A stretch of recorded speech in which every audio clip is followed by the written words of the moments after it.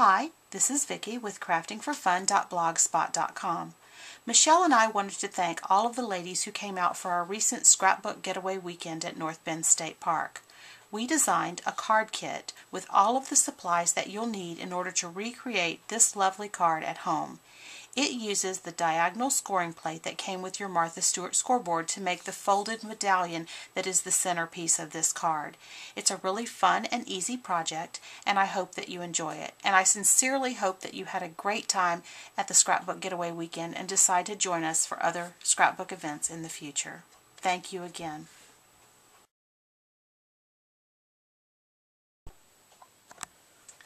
In your kit, you received several items.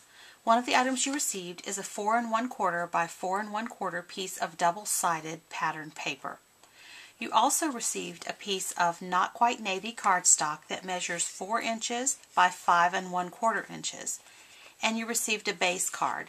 This card was made by taking a regular piece of 8.5 by 11 cardstock and cutting it in half, leaving us an 8.5 inch wide by 5.5 inch long piece of cardstock. I scored that at 4 1/4 and folded it in half, which made a standard size card.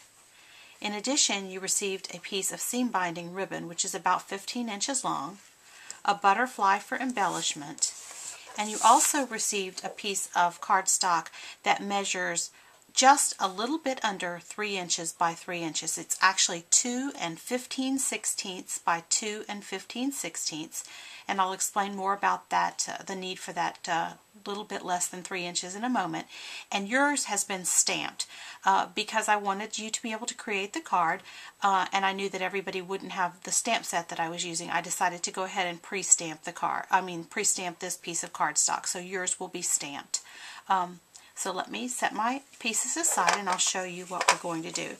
The first thing you're going to need is to pull out that piece of double-sided pattern paper and set everything else aside. Now, what we're going to do is we're going to put our diagonal scoring tool on our Martha Stewart scoreboard. And if you don't remember, it's stored in the back of your scoreboard. And then you're going to take your scoring tool and you're going to score all 4 sides of this at 1 inch and 1 1/2 inches. And just as a reminder, you're going to put the point of your paper all the way over at the 0 mark, and the measurements go 1 inch, 2 inch, 3 inch along the diagonal plate. So at the 1 inch mark, now it is the scoring is really critical on this particular project. So I did include a piece of just regular copy paper that's the same size as this pattern paper, and that is just simply so that you can practice scoring this and folding it to make sure that you've got the hang of it before you use your pattern paper. So what you'll want to do is score at 1 1/2 inches, and that's just it. The mark is actually just to the left of 1 1/2 inches, the little groove that you're going to fit into. So 1 1/2 inches and 1 inches. You're going to turn the paper, do 1 1/2 inches and 1 inch.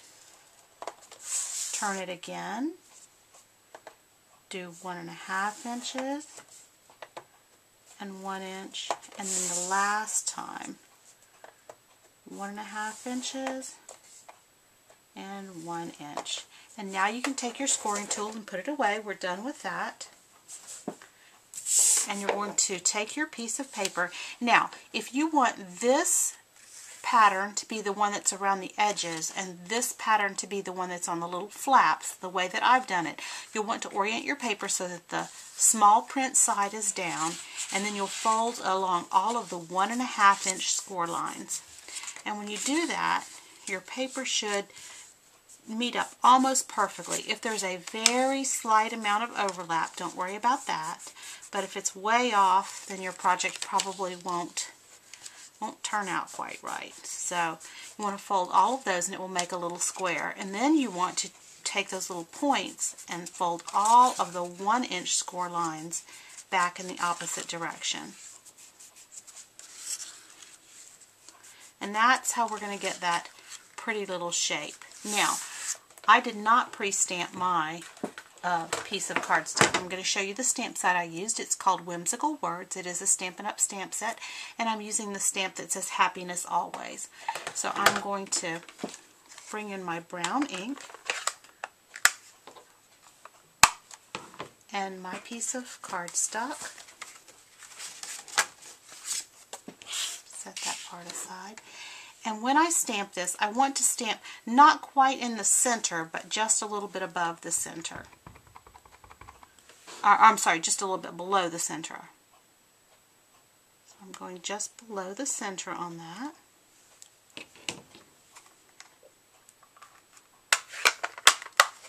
And then the butterfly that you received already has a little pearl embellishment. This butterfly was created just using a scrap of that not quite navy cardstock and this little butterfly punch from Stampin' Up. So I do want to add a little bit of extra embellishment, and so what I'm going to use is some tiny pearls. And so I'm just going to lift this off with my paper piercer and put one pearl right in the center of that butterfly embellishment. And now I'm ready to start putting this together. So I'm going to take this little card here and just open this back up, and the card will fit right down in there. Now the square is 3 inches by 3 inches, and you'll see why I needed to cut just a hair off. And this one actually looks a little bit large. I may not have trimmed it quite enough, and if that happens with yours, then just take your scissors and go right along the very edge and trim just a hair off. And I promise you this will not show in your finished project because there is a little bit of a lip where the paper overlaps.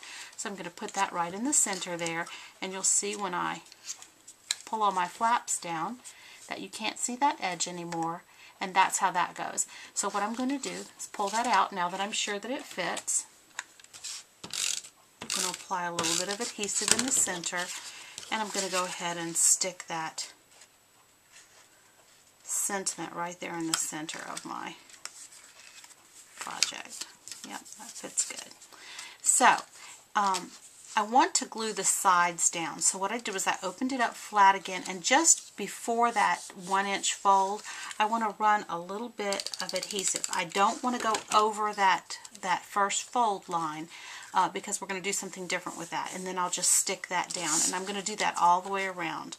I'm going to go ahead and put a little bit of adhesive, stick it down, make sure that these still flap freely. That back, and I'm going to flip that back. So I'm just going to leave that like that for a moment, and then I take my butterfly and I just bend it so that the wings are kind of bent up around the pearl. I don't know if you can see that from the top. And then I'm going to turn it upside down and just put a smidge of adhesive. Now this is a time when you could use a liquid glue or some other kind of adhesive if you prefer. And I'm just going to put that right there. And I do that just so that my butterfly wings can pop up a little bit. I don't know if you can see that. Give it a little more dimension. So now I'm going to bring set this aside and bring the other parts of my card back. What I'm going to be doing is using my base card, and then this is going to be my next layer for my card.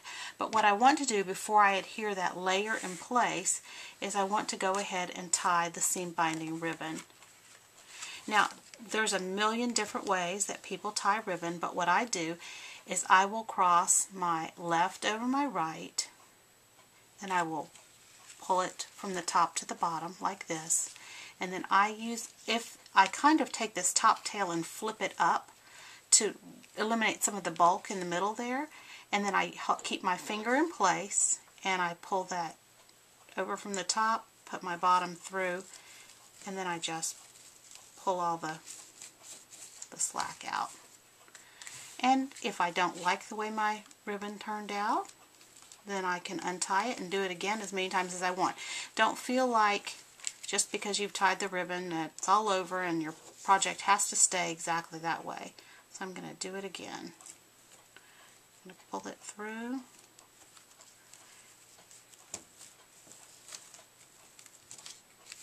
And pull that till I'm happy with the tails. Now, I'm going to trim my tails on this little fella here. Pull it tight. And now I'm ready to adhere this layer down to my base card. So I'm going to go ahead and put adhesive on.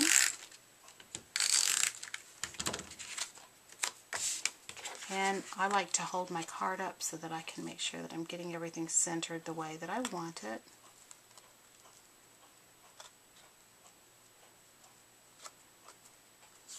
There we go. And I'm ready to bring this piece back. Now, I'm going to go ahead and apply, I could apply adhesive here and put it in place, but I like to just go ahead and guesstimate the size. I'm pretty conservative. I'd rather go too small than too big of where that square is going to go. And then what I want to do is center this up in the middle of that top portion of my card. So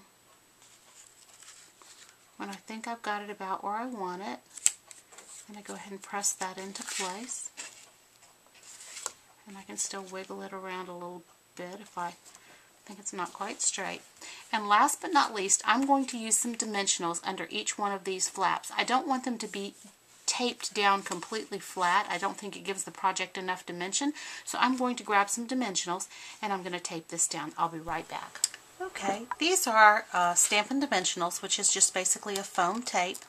You may have pop dots at home, and those would work just fine too. And I'm going to apply one to the back side of each of these flaps.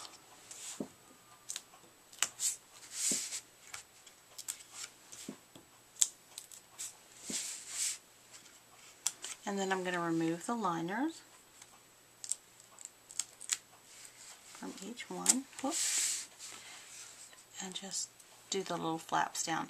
Now the reason I do this step very last is because if your dimensional happens to hang over the edge of the this little square, it will actually adhere the flap down to the base of your card, which is fine, but then it makes, you know, it would be more difficult to do that before this portion of the project, till you reach this portion of the project. So I do suggest doing this step last.